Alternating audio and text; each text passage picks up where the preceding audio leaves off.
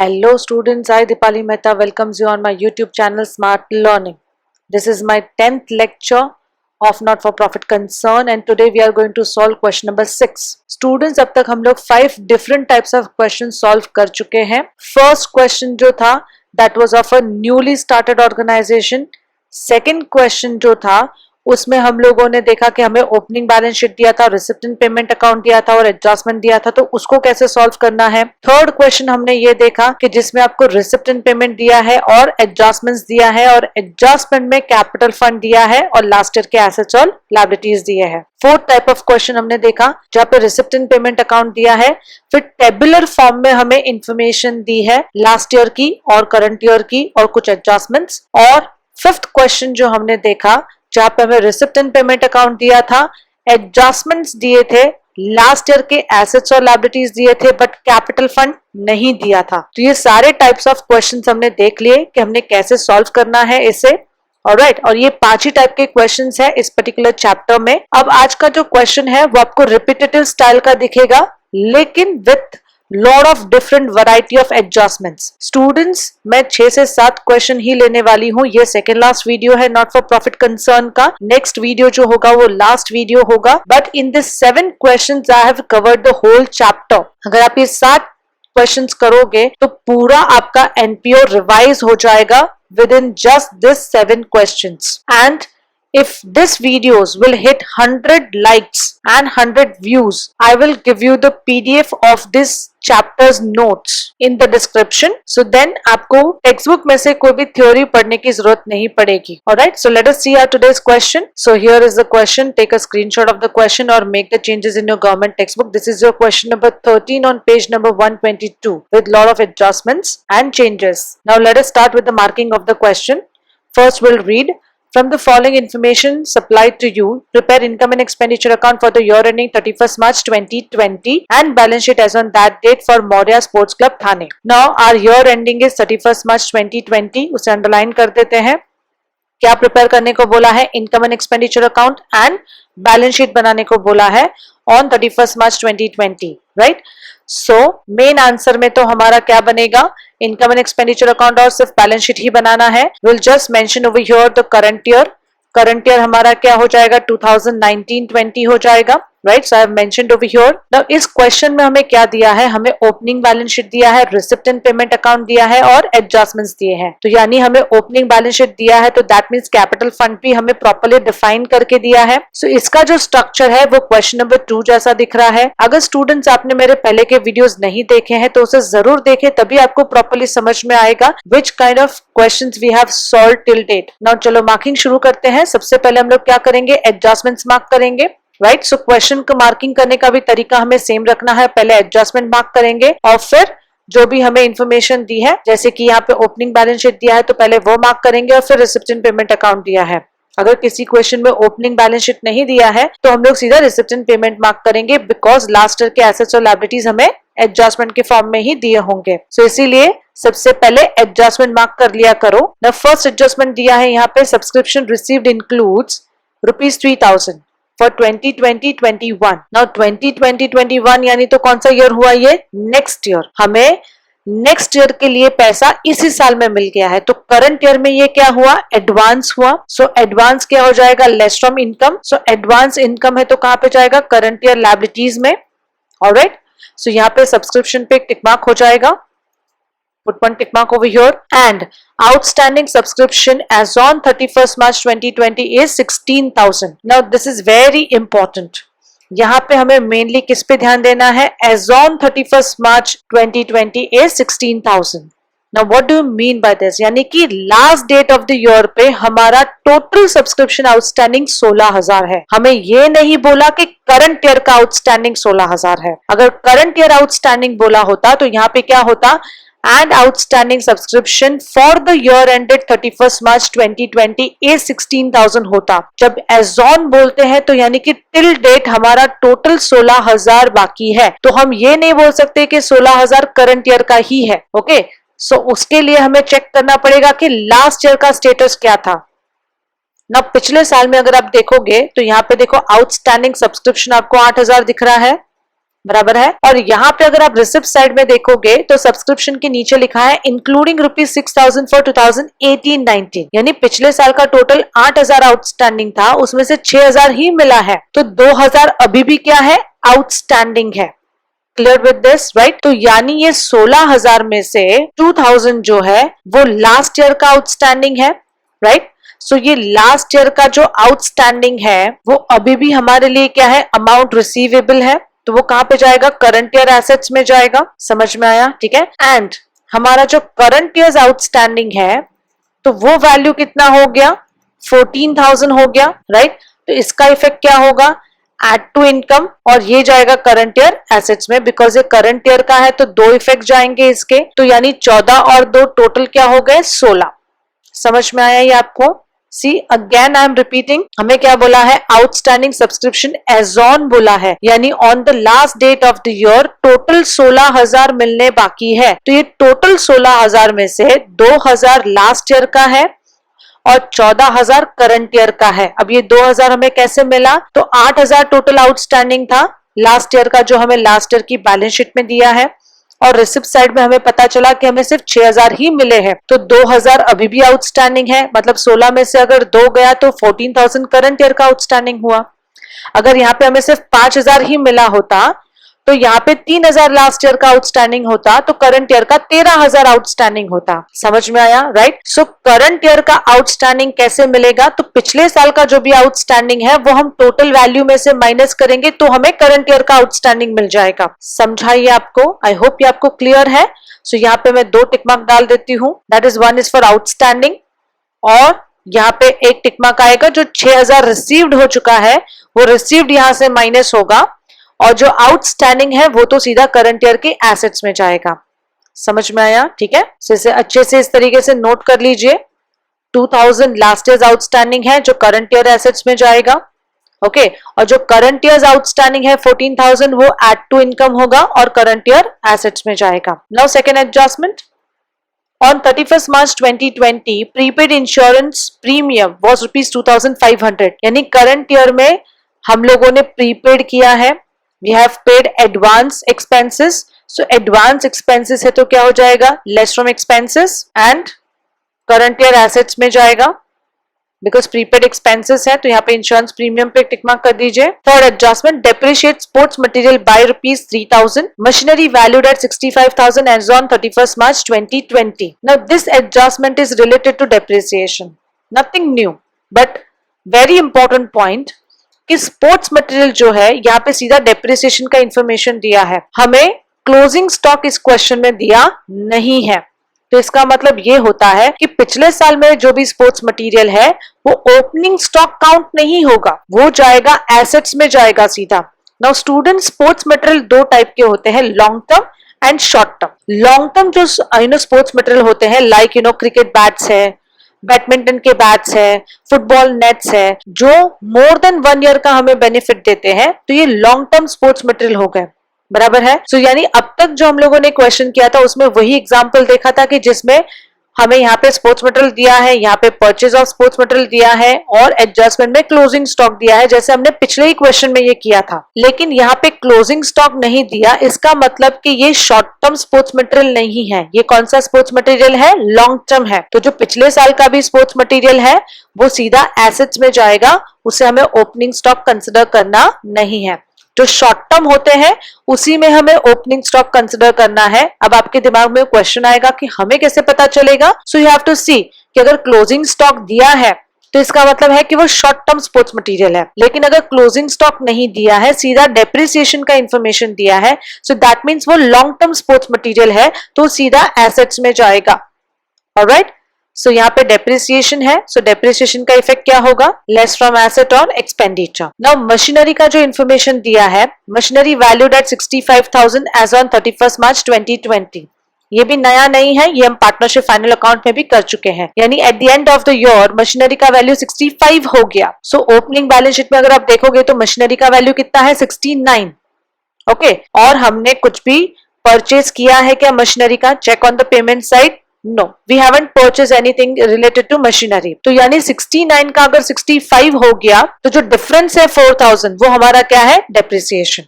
Okay, सो यहाँ पे machinery पे टिक मार्क हो जाएगा और यहाँ पे स्पोर्ट्स मटेरियल पे टिक मार्क हो जाएगा। Alright, now fourth adjustment, locker rent outstanding for 2019-20 is 400। Now 1920 मतलब करंट ईयर हुआ और लॉकर रेंट मतलब हमारा इनकम है, तो इनकम आउटस्टैंडिंग हुआ तो एड टू इनकम और करंट ईयर एसेट्स में जाएगा। सो यहाँ पे लॉकर रेंट पे टिक मार्क कर दो। नेक्स्ट एडजस्टमेंट है rotary club of Satara owed ₹200 for the use of the club hall, यानी रोटरी क्लब के पर उधारी है। किसकी उधारी है? हमारी, बिकॉज हमारा क्लब कौन सा है? Maurya sports club. Okay, so Rotary Club ने हमें 200 रुपया देना है। क्यों देना है? For the use of the club hall, right. So वो उसने हमें दिया नहीं है। So check on the receipt side, is there any such kind of income? No. तो नहीं है तो कोई बात नहीं, मतलब हमें पूरा ही आउटस्टैंडिंग है, पूरा ही हमें रिसीवेबल है, राइट। सो ये अल्टीमेटली तो क्या हो गया? आउटस्टैंडिंग इनकम हो गया। तो इनकम क्या होगा? एड टू इनकम और करंट ईयर एसेट्स में जाएगा। ओके, अब यहाँ पे ऑलरेडी कोई हेडिंग नहीं है तो हम सीधा इनकम में क्या करेंगे? उसे नोट करेंगे। Cleared with this? Now let us start with the marking of the last year's balance sheet as we are done with the adjustments.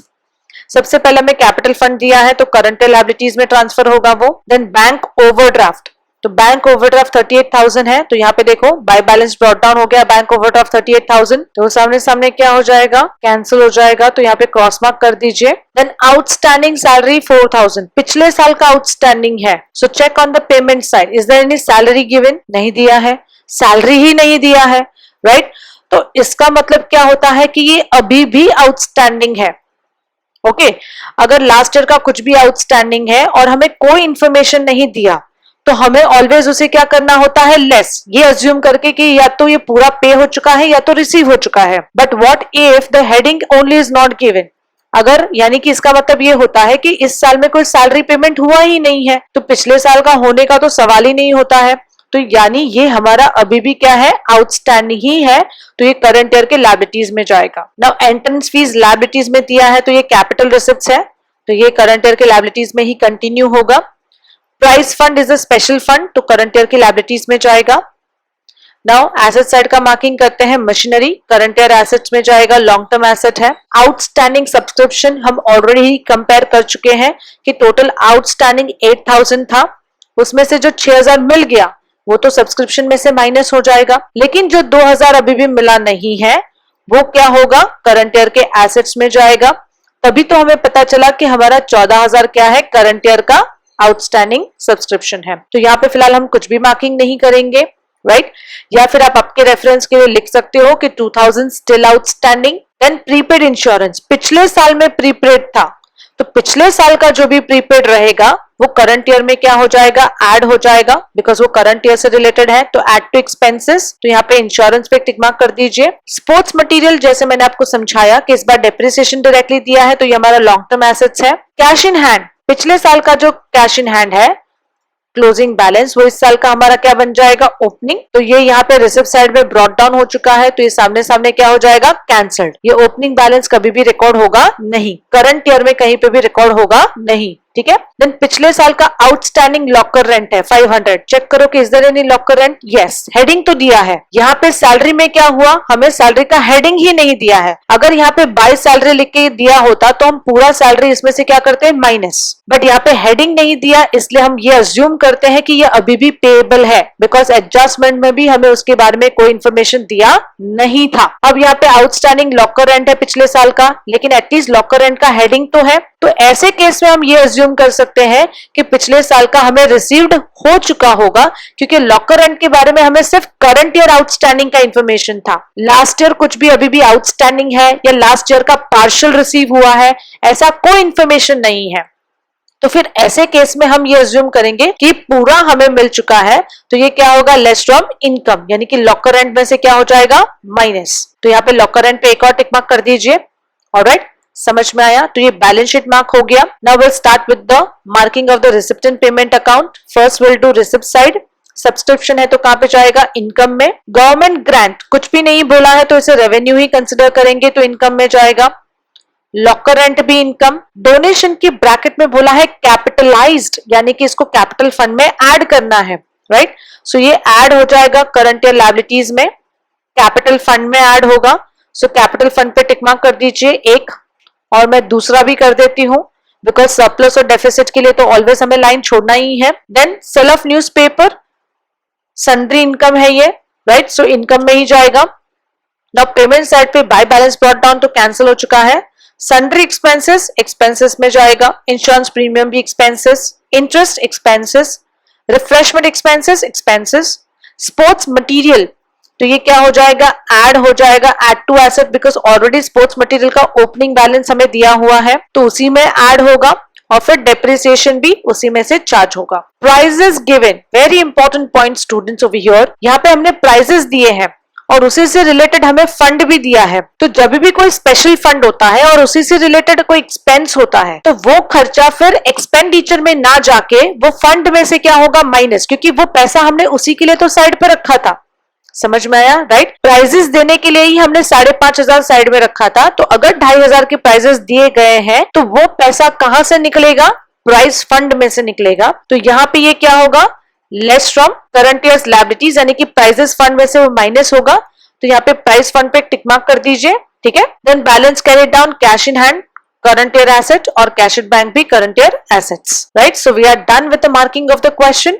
I hope आपको ये समझ में आया है, right. So let us solve the question. Draw a format in your notebook. I hope you must have drawn a format in your notebook. On the top, write in the books of Maurya Sports Club Thane, income and expenditure account for the year ended 31st March 2020 at the corner DR and CR. Expenditure amount, income amount. Then balance sheet as on 31st March 2020, liabilities amount, assets amount. Now जैसे question marking करते वक्त सबसे पहले हम लोग adjustments mark करेंगे और बाद में हमें जो भी फॉर्मेट दिया होगा वो हम लोग मार्क करेंगे। तो वैसे ही जब हम लोग सॉल्व करेंगे क्वेश्चन तो उसमें भी स्टेप्स हमें चेंज नहीं करने हैं। सबसे पहले हमें लास्ट ईयर के एसेट्स और लायबिलिटीज रिकॉर्ड करने हैं, फिर रिसिप्ट एंड पेमेंट अकाउंट और फिर एडजस्टमेंट सॉल्व करना है। समझ में आया, इज दैट क्लियर, ठीक है। So let us start with the posting. सबसे पहले हम लोग लास्ट ईयर के एसेट्स और लायबिलिटीज ट्रांसफर करेंगे, यानी कि बैलेंस शीट में से सबसे पहले हमें कैपिटल फंड दिया है। So capital fund inner column में 50,000, leave 3 to 4 lines. Bank overdraft तो कैंसिल हो चुका है। सो आउटस्टैंडिंग सैलरी सीधा आउटर कॉलम में जाएगा 4,000। उसके बाद हमें एंट्रेंस फीस दिया है, सो सीधा आउटर कॉलम में जाएगा 9,000 as in the last year it was mention in liability. So continuation में भी वो लायबिलिटीज में ही जाएगा। फिर हमें प्राइस फंड दिया है तो 5,500 इनर कॉलम में जाएगा as there is one adjustment. So we are done with the liability side. Now will post the things given on asset side. सबसे पहले हमें मशीनरी दिया है, इनर कॉलम में जाएगा 69,000, leave 1 line. Now outstanding subscription यहाँ पे मैंने कुछ भी मार्क नहीं किया है because already the information has been given in the adjustment. तो जब एडजस्टमेंट आएगा तभी हम लोग उसका इफेक्ट देंगे। वैसे इंश्योरेंस प्रीमियम जब हम लोग एक्सपेंडिचर का पोस्टिंग करेंगे तो उसके साथ कर देंगे। वैसे भी हम सबसे पहले एसेट्स ही ट्रांसफर कर रहे हैं। उसके बाद हमें दिया है sports material 15,000 inner column, leave 3 lines as there are 2 adjustments. Cash in hand cancel हो चुका है और आउटस्टैंडिंग लॉकर रेंट भी इनकम से रिलेटेड है, तो जब हम लोग लॉकर रेंट का भी पोस्टिंग करेंगे तो उसके साथ वो एडजस्ट कर देंगे। Now let us start with the posting of the receipt side. सबसे पहले हमें सब्सक्रिप्शन दिया है, सो बाय सब्सक्रिप्शन इनर कॉलम में जाएगा 1,05,000। नाउ सबसे पहले उसमें से हमें 6,000 माइनस करना है जो हमें पिछले साल का रिसीव्ड हो चुका है, बिकॉज उसमें लिखा ही है ना इंक्लूडिंग ₹6,000 फॉर 2018-19। सो हमें यहाँ पे क्या लिखना है, लेस रिसीव फॉर 2018-19 6,000। सो हमारा बैलेंस कितना बचेगा इनर कॉलम में ही 99,000। अभी भी 2 एडजस्टमेंट बाकी है तो 4 लाइन छोड़ दो बिकॉज हमें यहाँ पे ईयर मेंशन करना होता है, राइट। बाय गवर्नमेंट ग्रांट सीधा आउटर कॉलम में जाएगा 9,000 as there is no adjustment. उसके बाद लॉकर रेंट 1,500 इनर कॉलम, पिछले साल का आउटस्टैंडिंग है तो कुछ भी नहीं बोला है तो हम अज्यूम करेंगे कि पिछले साल का हमें रिसीव्ड हो चुका है। तो लेस रिसीव फॉर 2018-19 500 माइनस हो गया तो बैलेंस 1,000 बचेगा। Leave 1 more line as there is 1 more adjustment। उसके बाद दिया है डोनेशंस, तो हमें ब्रैकेट में भी बोल दिया है कैपिटलाइज, तो रिसिप्ट साइड का तो एक ही इफेक्ट होगा तो हम उसे सीधा कैपिटल फंड में ही ऐड कर देंगे और यहाँ पे लिखेंगे ऐड डोनेशंस 800। सो इनर कॉलम में ही 50,800 बैलेंस आएगा बिकॉज अभी भी सरप्लस डेफिसिट यहाँ पे एडजस्ट करना बाकी है। Then by sale of newspaper सीधा आउटर कॉलम में जाएगा 300। So we are done with the receipt side. Now will start with the payment side. सबसे पहले हमें दिया है सन्ड्री एक्सपेंसेस सीधा आउटर कॉलम में जाएगा 15,000। Then insurance premium inner column में जाएगा 11,000। नाउ पिछले साल में हमें प्रीपेड इंश्योरेंस प्रीमियम बोला था तो पिछले साल का प्रीपेड यहाँ पे ऐड हो जाएगा। तो यहाँ पे क्या लिखना है, add prepaid in last year for 2019-20, यानी कि पिछले साल में ये प्रीपेड था, बट वो कौन से ईयर से रिलेटेड था, 1920 से, यानी कि करंट ईयर से रिलेटेड था। तो 2000 यहाँ पे ऐड हो जाएगा, तो टोटल यहाँ पे 13,000 हो जाएगा। Okay, leave 2 lines because year लिखना होता है, सो हमें लाइन चाहिए प्रॉपरली। उसके बाद इंटरेस्ट दिया है, सीधा आउटर कॉलम में जाएगा 1400 as there is no adjustment. 2 refreshment expenses सीधा आउटर कॉलम में जाएगा 4200 as there is no adjustment. फिर दिया है स्पोर्ट्स मटेरियल, तो वो तो यहाँ पे एसेट्स में ऐड हो जाएगा एज एन एडिशंस बिकॉज ये नया खरीदा हुआ है। सो 30,000 यहाँ पे ऐड हो गया। So still in the inner column 45,000, leave 1 line, total 3 line तो थे, यहाँ पे और एक लाइन आपके पास बचा ही होगा बिकॉज डेप्रिसिएशन का एडजस्टमेंट बाकी है। देन प्राइजेस गिवन, तो प्राइजेस गिवन स्पेशल फंड का खर्चा है वो, तो स्पेशल फंड में से ही माइनस होगा। सो यहाँ पे लिखना है लेस प्राइजेस गिवन 2500 माइनस हो जाएगा। सो आउटर कॉलम में बैलेंस बचेगा 3000 और एट द एंड हमें बैलेंस क्रेडिट डाउन में क्या दिया है, कैश इन हैंड और कैश एट बैंक जो एसेट्स में जाएगा। So cash in hand is 6500 inner column, 20,000 cash at bank. So total outer column में हो जाएगा 26,500। आप इंडिविजुअली भी सीधा आउटर कॉलम में इसे लिख सकते हो, राइट, बट मैंने टोटल करके लिखा। जितना आउटर कॉलम में हमारे पास वैल्यूज कम होंगे उतना हमारे लिए अच्छा है for the balancing purpose. As we are done with the posting of the receipt and payment account also, now will start with the adjustment. सबसे पहले हमें दिया है सब्सक्रिप्शन रिसीव्ड इंक्लूड्स ₹3,000 फॉर 2020-21, यानी नेक्स्ट ईयर से रिलेटेड है ये। यहाँ पे हमें क्या लिखना है, लेस एडवांस फॉर 2020-21। तो ये एडवांस सब्सक्रिप्शन है, 3,000 यहाँ से लेस हो जाएगा। सो 96,000 बैलेंस बचेगा। नब ये एडवांस इनकम है, करंट ईयर में एडवांस इनकम है, तो करंट ईयर से रिलेटेड जो भी एडजस्टमेंट है उसके 2 इफेक्ट्स आएंगे। सो सेकंड इफेक्ट यहाँ पे लायबिलिटीज में जाएगा, एडवांस सब्सक्रिप्शन फॉर 2020-21, 3,000 सीधा आउटर कॉलम में जाएगा। फिर हमें क्या बोला है कि आउटस्टैंडिंग सब्सक्रिप्शन एज ऑन 31 मार्च 2020 16,000, यानी टोटल हमारा आउटस्टैंडिंग जो है वो 16,000 है, उसमें से 2,000 पिछले साल का है और 14,000 करंट ईयर का है। सो टोटल आउटस्टैंडिंग पिछले साल का 8,000 था, जो 6,000 मिल गया वो हमने यहां से माइनस कर दिया। ओके, अब ये जो 2,000 आउटस्टैंडिंग है वो एसेट्स में जाने वाला है, राइट, तो वो हम लोग साथ में पोस्टिंग करेंगे। जो 14,000 भी तो करंट ईयर के एसेट्स में जाने वाला है। हम फिलहाल यहाँ पे क्या करते हैं, जो करंट ईयर का आउटस्टैंडिंग इनकम है वो यहाँ पे नोट कर देते हैं। Add outstanding for 2019-20 14,000। So outer column में आपका बैलेंस कितना जाएगा, 1,10,000। अभी करंट ईयर के एसेट्स में आउटस्टैंडिंग सब्सक्रिप्शन फॉर 2018-19 एंड 2019-20, 2,000 पिछले साल का और 14,000 करंट ईयर का। सो टोटल हमारा आउटस्टैंडिंग कितना हो गया, 16,000 एज ऑन 31 मार्च 2020। ऑलराइट, समझ में आया ये आपको, right. So whenever you are reading the adjustments given in the question, please read it very carefully.